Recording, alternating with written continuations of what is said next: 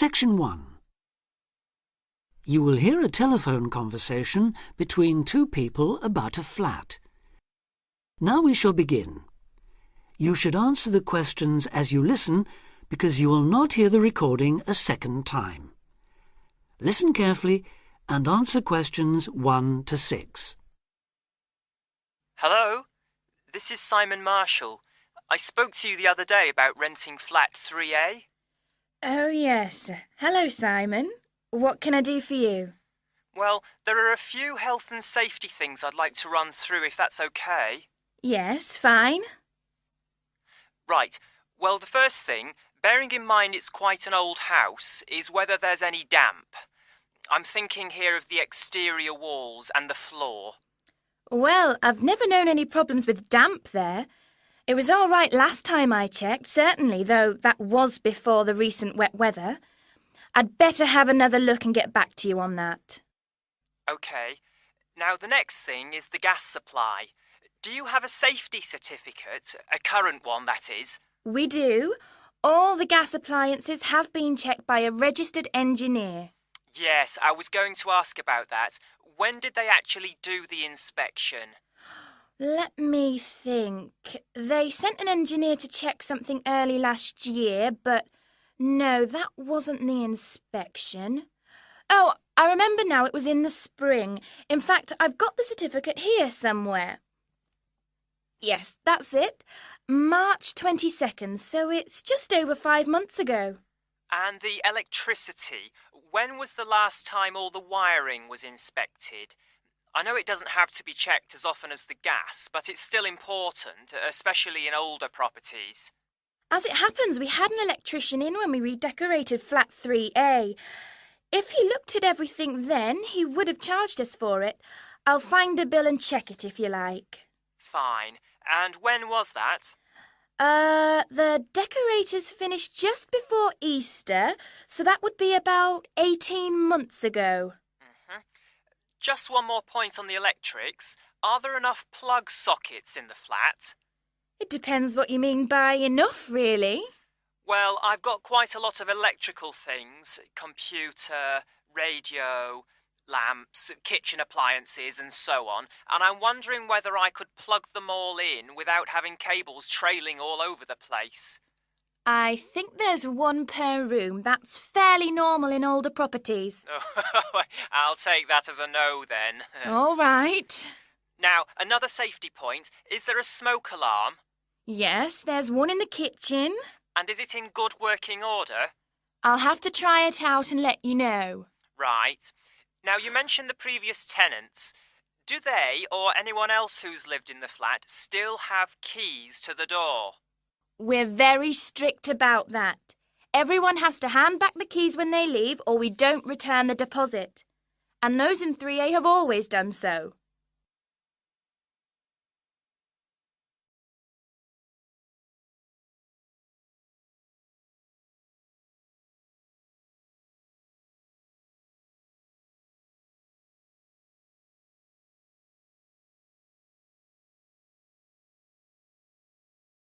Test 2.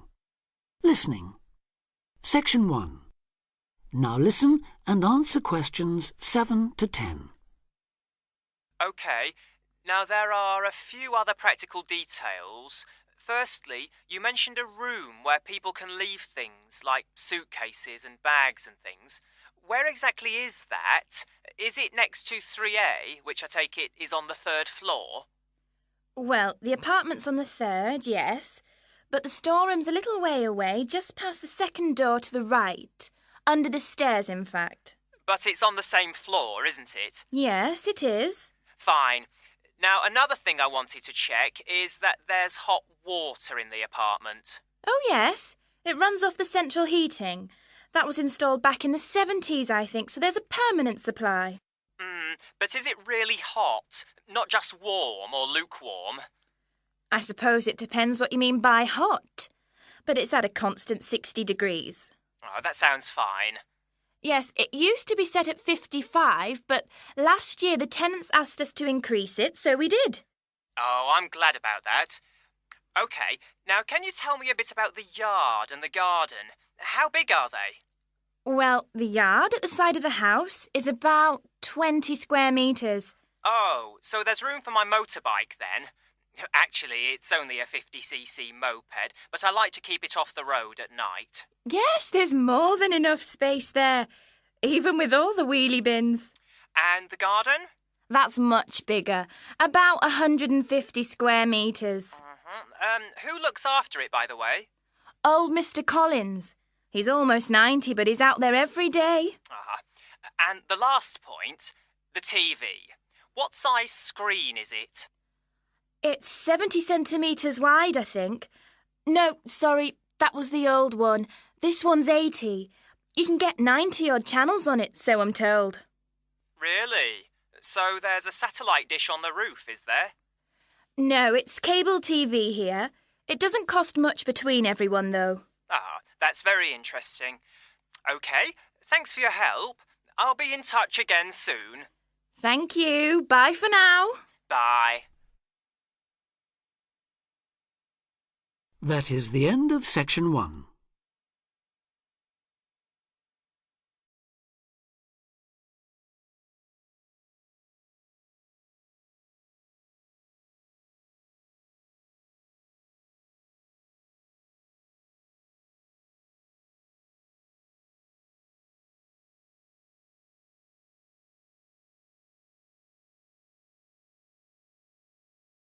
Now turn to Section 2.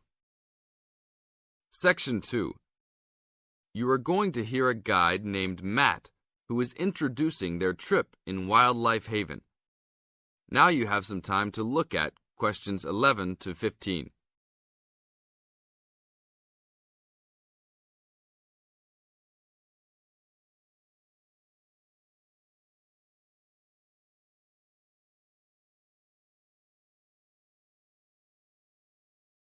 Now listen to the first part of the introduction carefully and answer questions 11 to 15. Well, good morning, everybody. My name's Matt, and I'm one of the 3 guides here at Wildlife Haven. Our job is to make sure that you all have a great time here with us and go home feeling happy and relaxed. As you can see, we're away from the city in a remote area between a national park and the sea. To encourage you to relax, there are no radios or TVs, and the only phones and newspapers are in the office. So, if peace and quiet is what you've come for, this is the place to be. From your cabin on the hill, you'll find you have the national park behind you, and you can look out from the sea from your front balcony. Your luggage will be unloaded from the bus and taken to your rooms in a few minutes. Once you have picked up your key at reception, please locate your room and check that all your luggage has arrived. The daily program here at Wildlife Haven is flexible and only as demanding as you want it to be.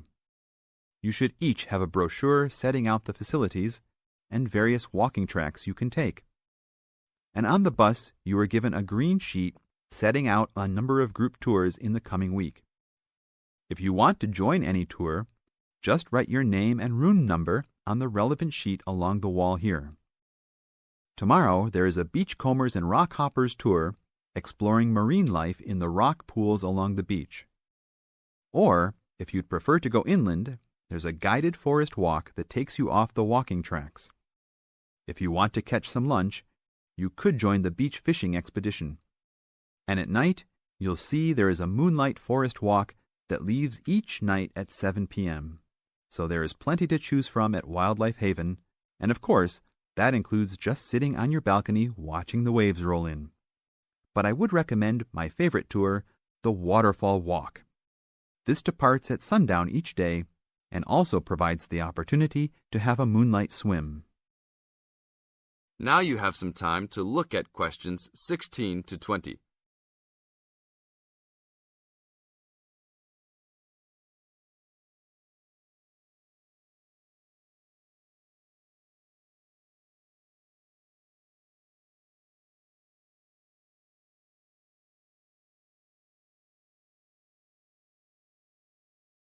In the second part of the introduction, you are going to get some advice from Matt. Listen carefully and answer questions 16 to 20. You've chosen to visit us in January which is one of our hotter months. And although you may be tempted to wear a minimum of clothing, you should always take precautions against injury, particularly in the national park. This includes sensible footwear. You'd be surprised how many of our guests ignore this advice and end up being sorry. And socks are a good idea too. And even though you might be under trees a lot of the time, it's a good idea to wear a hat in this hot climate.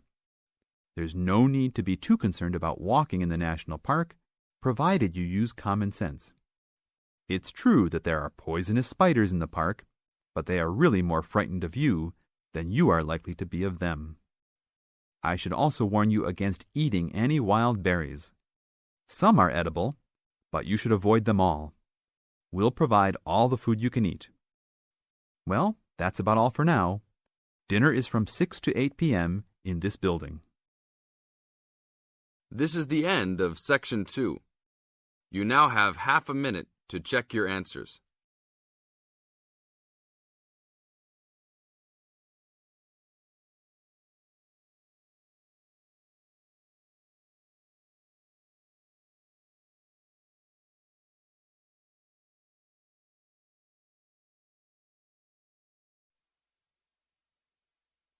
Now turn to Section 3.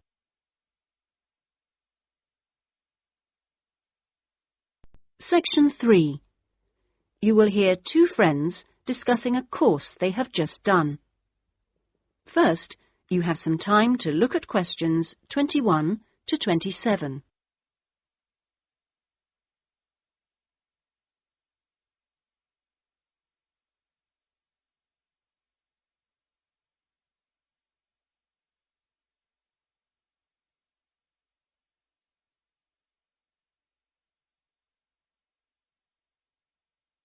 Now listen carefully and answer questions 21 to 27. Oh, Ben, I just remembered I never filled in that form for Nick. Ah. Did you do it? The course feedback form? Yes. If you want, we can do it together. I've got mine here. Is that okay? Yeah. Okay. Let's have a look then. What do we have to do? Let's fill in the top first. Let's see. Course code. It's communication in business. Okay. Communication in business.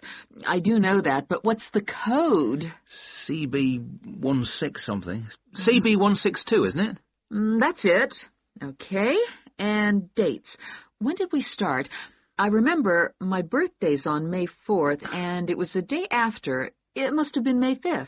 Gosh, doesn't seem that long ago, does it? No. And we finish at the end of this week on Friday, so that's July 15th. 16th. Oh. Monday was the 12th. Yeah. Right, that was the easy bit. Now, let's have a look. Please give your comments on the following aspects of the course. Okay, what's the first one? Oh, course organisation. What do you think? Clear. It was, wasn't it? Yeah, I think the organisation was clear. Okay, anything else for course organisation?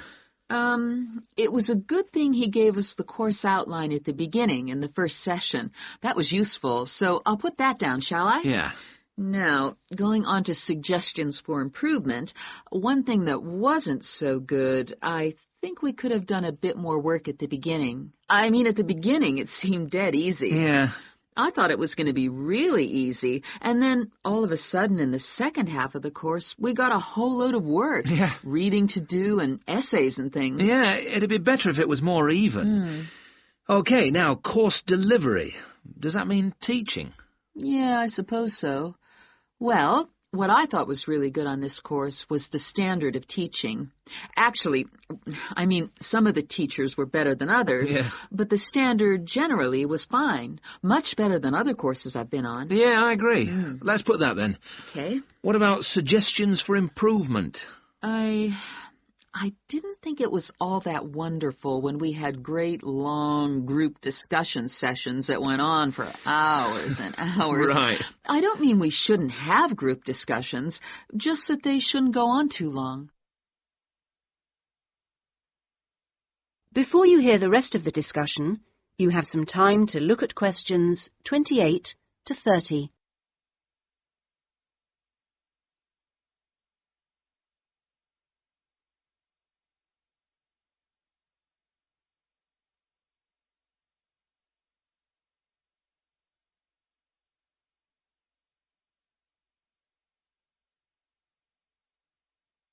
Now listen and answer questions 28 to 30. Now, on to materials and equipment. Oh, now, what was good about some sessions was the handouts. Yes, I thought all the handouts were good, actually, and some were great, with website addresses and everything. One problem, though, with materials was the key texts. Yes, there just weren't enough copies on reserve in the library. And if you can't get the key texts before the session, how are you supposed to do the reading? Yeah. And not enough computers. You have to wait ages to get one. Okay, testing and evaluation. Well, I don't know. It's hard to say until we've got our written assignments back. Oh, don't talk about it. I only got mine in yesterday. It was a real struggle. Oh, I hate to think what mark I'll get. Yeah, but at least we've done the oral presentation. I thought that was good, the way I got my feedback really quickly. Yes, it was. And I liked the way we knew what would be evaluated on. We knew the criteria, so we knew we had to think about clarity, organization, and so on. Yeah, but I'm not so sure about the written work.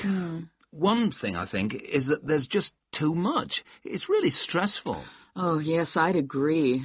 And I don't see why they can't let us know the criteria they use for marking. The written assignments, but he told us. No, for the final exams. Oh. What are they looking for? What are the criteria? What makes a pass or a fail? Yeah, I never thought of that. It'd be really useful. Okay, any other comments? I thought student support was excellent. Yeah, me too. Okay, excellent. Other comments?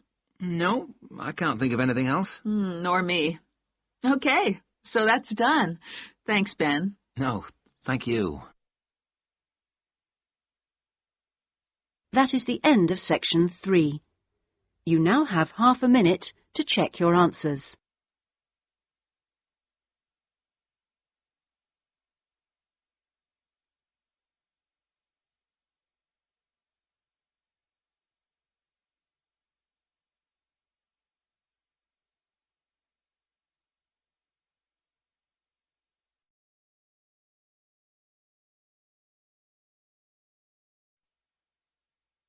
Now turn to section 4.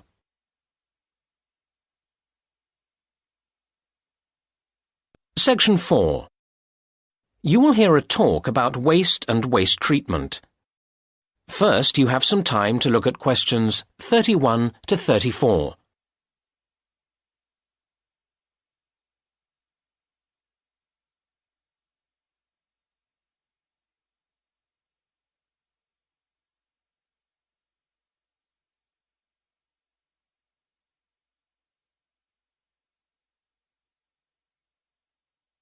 Now listen to the first part of the talk and answer questions 31 to 34. Good afternoon, everybody. Today I'll be talking about the issue of waste, which has become an immense problem in today's society. We face huge challenges in terms of reducing its creation in the first place, and then in dealing with it when it has been created. Now, the model of nature would be our ideal, a completely cyclical system in which no excess waste is generated that can't be processed by itself. However, we humans have proved, despite our apparent intelligence and ingenuity, quite incapable of achieving this. Where did it all go wrong? We have evidence that in ancient Greece and Rome, governments operated municipal waste collection, and a huge Stone Age mound was identified some years ago in Norway as waste disposal. So we can see that people have been generating waste for a very long time indeed. However, during the Dark Ages, sophisticated municipal waste processing disappeared. The medieval answer to waste was to throw it out of the window. But this waste, apart from broken pottery and a few metal objects, was largely organic. This meant, of course, that it was quickly absorbed into the environment by the natural processes of decay. However, many concerned people, such as doctors, claim that this created health problems, although it wasn't until science produced convincing evidence of the connection between rubbish and disease that governments began to see the importance of dealing with the problem effectively. Unfortunately, their response has remained slower than the generation of waste. It is very hard to deal with waste that won't melt into the environment, as so many of our modern consumer goods won't. And that's why the invention of plastic has caused the worst headache for the environment. It's more than nature can deal with. Now you have some time to look at questions 35 to 37.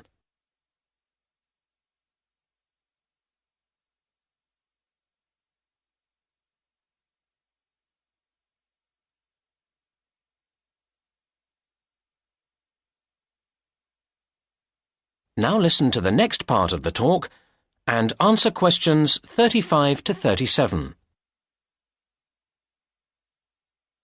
In order to address the root of the problem of waste, we need to think about what has made the quantity of waste accelerate in growth.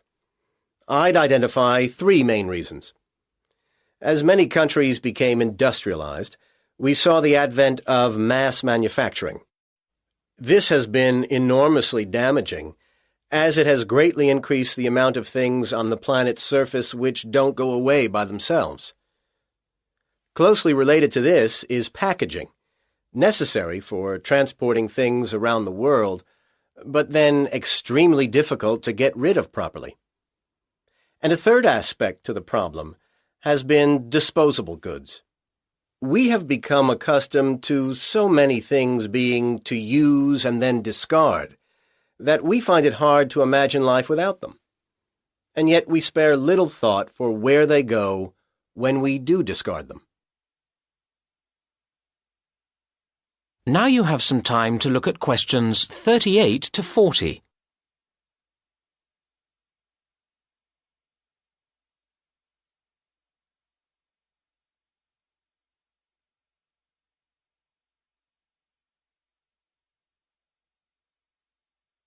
Now listen to the rest of the talk and answer questions 38 to 40. Right now, let's move on from where all this waste comes from to what is done with it all now it's here. Different countries deal with waste differently. Of course, each country also changes what it does, so the figures for waste treatment I've got here are likely to change in the future.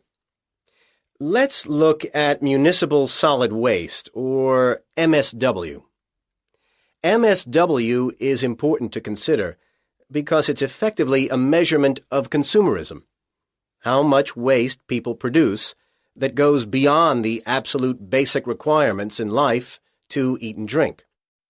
One of the main ways of dealing with MSW is incineration, burning it. This is adopted variously around the world.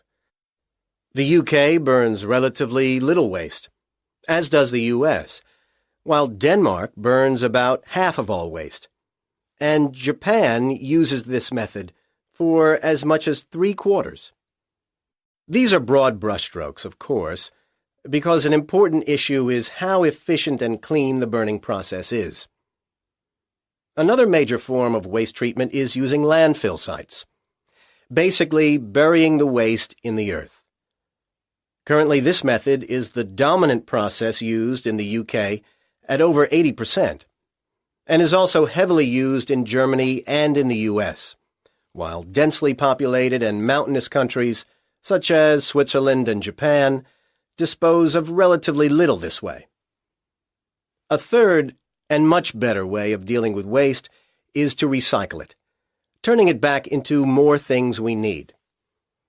It must be said that much depends here on whether further waste is generated by the recycling processes themselves. The UK and Japan have rather poor records in recycling, while Switzerland tops the table in this respect, and reasonably impressive levels are achieved by Denmark and Germany. I really hope that if we all gathered here again 10 years from now, these figures would be much higher. Time and a lot of effort will tell. That is the end of section 4. You now have half a minute to check your answers.